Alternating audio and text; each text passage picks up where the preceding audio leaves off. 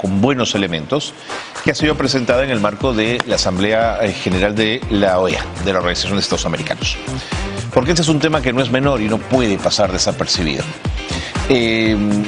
Así que quisimos tener en el programa a Evelyn Buenaño, directora nacional de comunicaciones e incidencia de Save the Children, para que nos cuenten un poquito de este esfuerzo y de los esfuerzos que están realizando siempre por los niños, las niñas y los adolescentes. Evelyn, bienvenida. Un gusto tenerla aquí en TV Perú. Buenas noches, Carlos. Muchísimas gracias por invitarme y bueno, a través de ti también saludar a tu audiencia, ¿no? Vamos a, si me lo permites, analizar el comunicado, esta declaración. Ustedes comienzan diciendo: el Perú sufre hoy las consecuencias del racismo y la xenofobia que los adultos no hemos logrado desterrar. ¿Cómo hago el cruce entre racismo y xenofobia y niñez y adolescencia? Bueno, como sabes, Save the Children es una organización que viene trabajando a nivel global por los derechos de la infancia y no es la primera vez que tenemos necesidad de levantar dos dimensiones tan estructurales como la xenofobia y el racismo. Tan estructurales, ¿no? Así es, estructurales, porque aunque nosotros sintamos que en el país es nuevo empezar a hablar de xenofobia, en realidad la xenofobia es algo que ha afectado a las vidas de niños y niñas alrededor del mundo durante muchísimos años, ¿no? Lo mismo que el racismo y la discriminación. Y se entrecruzan porque no es lo mismo la migración, cuando está asociada a grupos en situación de vulnerabilidad o de pobreza, es percibida por las sociedades de una manera diferente que cuando estamos hablando de migración de personas que tienen acceso económico. Entiendo. ¿No? Entonces ahí hay una dimensión importante a tener en cuenta, porque hay una dimensión asociada a la aporofobia, ¿no? al desprecio por la pobreza o por la situación de vulnerabilidad de otros. Hay gente que odia lo pobre, no puede ver lo pobre. Y cuando está asociado a otros elementos que hay que tener en cuenta. América Latina es un país donde hay presencia de población indígena y afrodescendiente sumamente relevante, ¿no? Y mucha de la población migrante que nos hemos encontrado también representa población afrodescendiente, por ejemplo, ¿no? Entonces, hay varios elementos que se entrecruzan cuando uno piensa en racismo, discriminación y xenofobia. ¿Y por qué hablar de esto particularmente con los niños, niñas y adolescentes? Porque es muy difícil para un niño poder afrontar a una sociedad que está constantemente discriminándolos, que está constantemente reproduciendo prácticas discriminatorias, racistas, xenófobas y no necesariamente siendo un espacio de acogida. Por eso nos parecía importante que en el marco de lo que plantea la Asamblea de la OEA pusiéramos las voces, las experiencias de los niños, niñas en la mesa, ¿no? Ese racismo, esa xenofobia en los niños entra casi por los poros, ¿no es cierto? Lo van como captando en nuestras actitudes, en nuestros dichos, en nuestras palabras. ¿Por qué no lo podemos contener? ¿Por qué siempre lo verbalizamos tanto? Justamente en la declaración se subrayaba algo. Nosotros hemos pasado ya 200 años de vida republicana, pero eso no ha significado necesariamente que hayamos erradicado el racismo como aquel mecanismo que genera desigualdad, que convierte la diferencia en desigualdad. Y justamente hace unas semanas nosotros lanzamos un mini documental sobre migraciones y sobre xenofobia y pusimos en diálogo la historia de niños migrantes peruanos y niños migrantes venezolanos. Migrantes peruanos, no solo hablo de migrantes que hayan venido de otros, que hayan salido del Perú a otros países, sino de migración interna también. La propia migración interna, exacto. Claro. Y cuando uno empieza a escuchar a los niños, niñas y adolescentes y sus experiencias, encuentra que hay muchos elementos comunes, porque nuestra sociedad ha venido discriminando desde hace muchísimos siglos. Pues hablabas de estructuras al inicio, ¿no? Exacto. Desde hace mucho tiempo. Y se reproducen. Entonces, la forma, el lenguaje, el idioma, la forma en que es leído tu cuerpo en el espacio público, los gestos, el color de la piel, ¿no? Que hace que en un país que ya tenía el racismo que se generaba y que se reproducía constantemente, se ponga en diálogo ahora con la xenofobia. Correcto. Hay un elemento que sí es diferenciador, ¿no? Que muchas veces nosotros, como somos parte de este país, tenemos una red de soporte comunitaria con la que podemos dialogar, o espacios donde podemos sentirnos un poco más seguros. Con los niños migrantes eso ha sido más difícil, porque esa sensación de comunidad hay que construirla, ¿no? En una sociedad que te está rechazando constantemente y que lamentablemente no solo se da de los adultos hacia los adultos, sino de los adultos a los niños y entre los propios niños. Por eso tenemos también una apuesta propuesta de poner en conversación estos diálogos interculturales que tienen que garantizarse para nosotros son bien importantes, ¿no? Generar espacios donde niños, niñas diversos en nuestro país puedan hablar también de sus experiencias de discriminación, de exclusión, y también planteen propuestas, incluso también aquellos niños que viven en situación de privilegio. De acuerdo. ¿No? Evelyn, el documento presentado en algún momento sustenta muchas de las cosas que plantea en una serie de herramientas jurídicas que ya existen en el mundo y en América Latina para poder enfrentar estos flagelos. Sin embargo, pese a contar con esas herramientas, no tenemos evidencias que el flagelo en nuestro país y en nuestro continente ceda. ¿Qué ha fallado en el camino? Muchas veces nosotros nos enfocamos en los instrumentos normativos que son importantes, necesarios, pero hay que llevarlos a la vida cotidiana. Y ahí es donde tenemos el desafío más importante. Exacto. ¿Cómo hacemos que las personas seamos capaces de reconocernos en el otro? ¿No? Porque finalmente cuando tú generas una práctica discriminatoria, estás generando rechazo al otro porque lo sientes diferente, porque lo haces ese otro, con el que no tienes nada en común. ¿No es cierto? Cuando en realidad, cuando tú empiezas a mirar y a compartir las experiencias, pues encontrar muchísimas cosas en común. Son más las cosas comunes que las diferentes. E incluso cuando hay diferencia, el punto sería no convertirla en desigualdad. Y justamente eso es lo que nos plantea la Asamblea de la OEA, ¿no? Juntos contra la desigualdad y la discriminación. Porque sabemos que la xenofobia y el racismo genera desigualdad y genera sistemas de exclusión que hacen mucho más difícil que determinados niños, niñas o adolescentes puedan desarrollarse plenamente y vivir plenamente sus derechos. Correcto. Y cuando has preguntado de estos temas a niños de condición indígena o afroperuana, ¿qué cosa dicen, Evelyn? ¿Cómo manifiestan esa distancia que los demás les plantean, ese rechazo?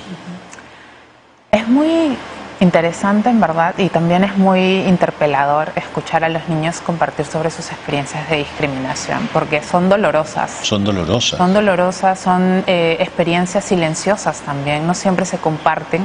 Es muy difícil decir que eres víctima de racismo, víctima de discriminación, víctima de xenofobia, y no necesariamente las personas que están alrededor de los adultos tienen capacidad de abordar estas temáticas, porque pocas veces tenemos oportunidades como las que brindas tú con tu programa ahora de poder hablar de este tipo de temas. ¿No hay más espacio en medios para hablar de esto? Es difícil porque las personas prefieren minimizar el tema, ¿no? Prefieren no darle la atención que se requiere, ¿no? Y decir, bueno, uno tiene que ser fuerte al afrontar esas situaciones, pero los niños y niñas y adolescentes no tienen que ser fuertes todos los días, no tienen que salir a la defensiva, deberían poder vivir en sociedades que los acojan, donde la diversidad sea un valor que además cuando los pones en diálogo, porque como sabes, Save the Children promueve la participación de la niñez como un eje central para cualquier proceso. Totalmente.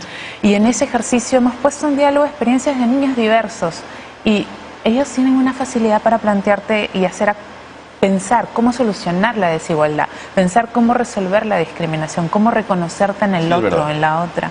Y eso yo creo que es algo que necesitamos hacer más como país también, escuchar más lo que los niños, niñas y adolescentes tienen que decir sobre estos temas, porque como tú has visto en la declaración, han sido bastante claros: salud, educación, independientemente de mi etnia, de mi religión, de mi condición migratoria, derechos básicos que tienen que ser garantizados para que puedan seguir moviéndose socialmente y acceder a una vida digna, que es lo que todo niño, niña, adolescente y toda persona merece.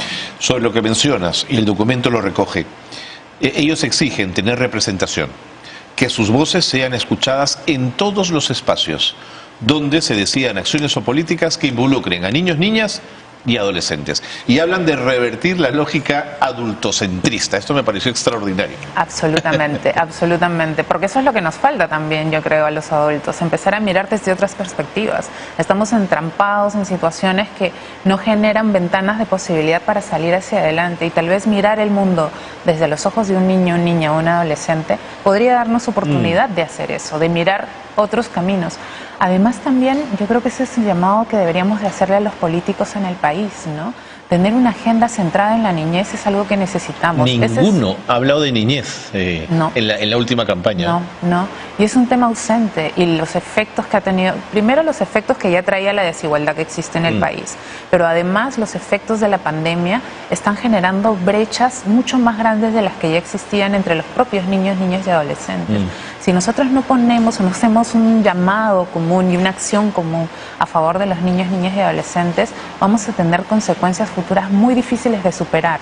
Y un país que no necesariamente va a tener ciudadanos o ciudadanas que puedan garantizarnos avanzar hacia adelante. Correcto. Como sociedad. Me he quedado pensando en ese niño que tiene derecho a ser feliz, ¿no es cierto? Y claro, cuando te encuentras con adultos que te dicen, bueno, pero yo no fui feliz de niño, mi padre era un violento, pero mírame, hoy soy un adulto funcional. Y tú miras el encuadre y dices, a ver, ¿qué entendemos por funcional? De pronto ese adulto sería 3 veces más funcional y más resiliente y más empático si hubiese sido un niño feliz, justamente. Exactamente. Yo creo que es bien difícil decir que las personas que hemos sobrevivido a la violencia Exacto. podemos estar siendo felices en este momento. Los índices de violencia en el país actualmente son altísimos. La violencia contra las mujeres, la violencia entre los propios hombres, la violencia contra los niños, niñas y adolescentes. Las cifras son alarmantes y es justamente producto de una sociedad que no se ha ocupado de los niños y niñas y adolescentes cuando ha tenido que hacerlo. Y este es el momento y la oportunidad nuestra, ¿no? Asegurar que podamos hoy ocuparnos de estos niños, porque personas felices harán sociedades felices. Eso es clarísimo. Es la única garantía que tenemos de que este mundo pueda tener mejores condiciones, que nuestro país tenga mejores condiciones, con ciudadanos y ciudadanas que van a ser diversos, porque la migración también ha llegado para quedarse. Ah, no, eso va a ser... Entonces, hay que aprender a gestionar esa diversidad. Y dibujado un nuevo país, ¿no es cierto? Exacto. 1,5 millones de personas cambia el juego completamente. Totalmente, y además recrean nuevas prácticas, familias. Entonces el mandato de generar políticas que atiendan la diversidad es imperativo, y allí el papel de los gobiernos locales, de los gobiernos regionales es bien importante.